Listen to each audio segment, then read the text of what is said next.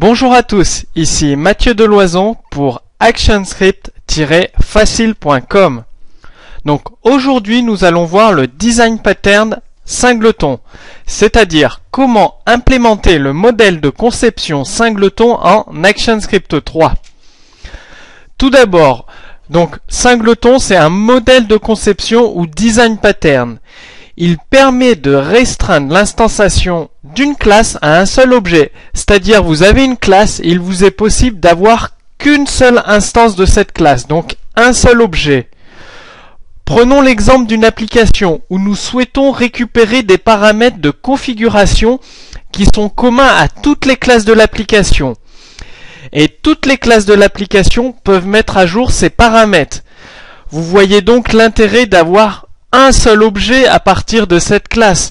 Comme ça, quelle que soit la classe où vous récupérez vos paramètres de configuration, vous récupérez toujours ceux qui sont corrects et qui sont mis à jour et qui peuvent être mis à jour par n'importe quelle classe de votre application. Donc pour cela, nous devons nous assurer qu'à chaque appel de notre classe configuration, une seule et même instance soit utilisée, c'est-à-dire il ne peut pas y avoir plusieurs instances de cette classe qui soient créées. Donc le singleton, la classe singleton est composée d'une classe qui contient une méthode statique qui crée une instance uniquement si elle n'existe pas encore. Si l'instance existe déjà, la classe singleton renvoie une référence vers l'objet qui existe déjà. Et nous, dans notre code de notre classe singleton, nous devons nous assurer que cette classe ne puisse pas être instanciée autrement que par la méthode de création que nous contrôlons et que nous donnons à l'extérieur pour qu'elle soit utilisée. Donc voyons tout cela dans le code.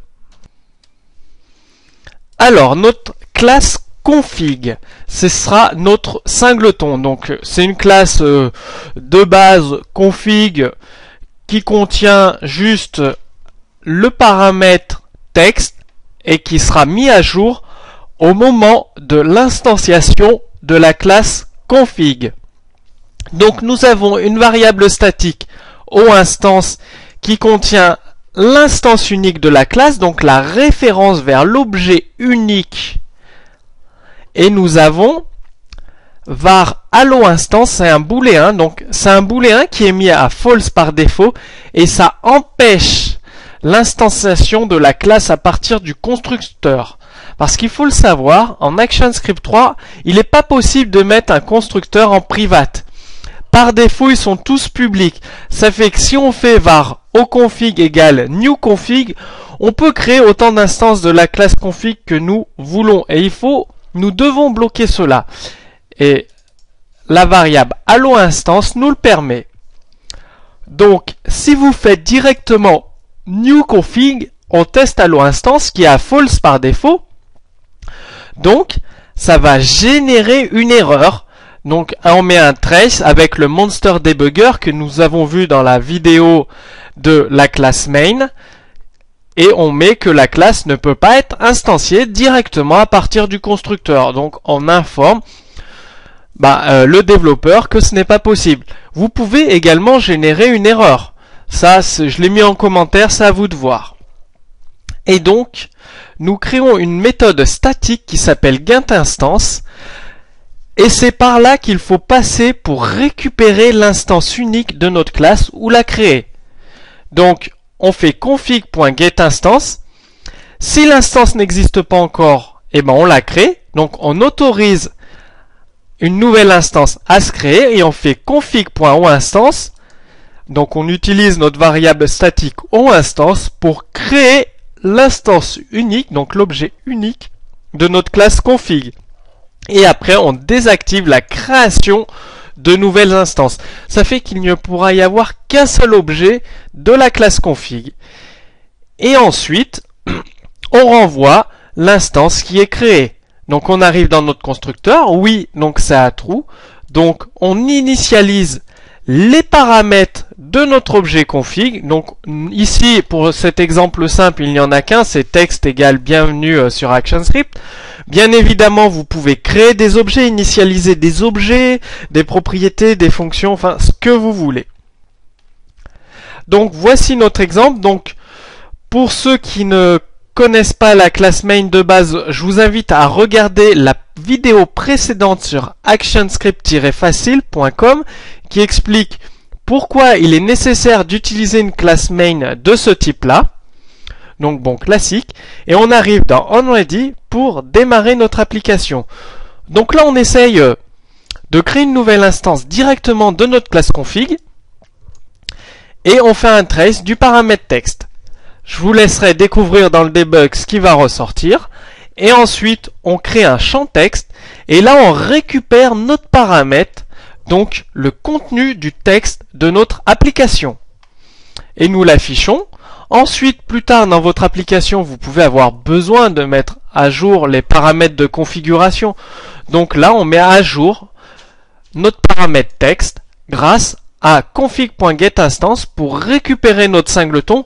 Il faut savoir que la première fois, ici, vous appelez config.getInstance, l'instance n'existe pas. Donc elle est créée automatiquement en interne, elle initialise le paramètre texte et ça vous renvoie le bon texte. Et donc là, on le met à jour. L'instance existe déjà, donc la classe config récupère l'instance grâce à sa propriété statique oInstance et elle met à jour la propriété texte. Et ensuite, on récupère. Donc ça, vous pouvez le mettre dans d'autres classes. Ici, pour cet exemple, ce tutoriel, j'ai simplifié au maximum les choses, mais vous pouvez très bien appeler config.getInstance.text dans une autre de vos classes, à un autre moment de l'application, et vous allez voir ce qui s'affiche à l'écran. Ça s'affichera mise à jour du texte AS3 facile. On ajoute sur la scène nos deux textes, et on fait un petit trace de l'objet graphique. Donc je lance la compilation de tout ça. Je mets mon debugger et le SWF va s'exécuter et nous allons voir les traces que nous avons mis dans notre application. Tout simplement. Donc le SWF se charge. Voilà. Donc vous avez notre log start application. Nous avons essayé d'instancier la classe config en faisant un new config. Donc la classe nous renvoie une erreur. Cette classe ne peut pas être instanciée à partir du constructeur. Nous voyons bien que le contenu du paramètre texte est à nul. Et ensuite, à la fin, nous faisons un appel de notre objet config et nous voyons que la valeur texte a été mise à jour du texte AS3 facile. Et sur votre écran, vous voyez bienvenue sur ActionScript facile, le premier texte qu'il y avait dans votre singleton config, et ensuite mise à jour du texte AS3 facile, la mise à jour lorsque nous avons mis à jour notre paramètre dans notre classe config. Donc vous voyez donc l'intérêt du singleton. Là, c'est un exemple très simple, mais il faut savoir que dans des applications Flash, le design pattern singleton est vraiment utilisé énormément. C'est très pratique. Par exemple, pour diffuser des événements, nous avons un event broadcaster qui doit diffuser des événements à tout le monde. Il est possible qu'il soit en instance unique. Donc, je serais curieux de savoir comment vous implémentez le pattern singleton en AS3. Donc, n'hésitez pas, sous cette vidéo, postez votre exemple de classe qui implémente le modèle de conception singleton. Donc, dans les commentaires sous cette vidéo, je suis curieux de voir votre pattern singleton. Je vous dis à très vite pour un prochain tutoriel sur actionscript-facile.com.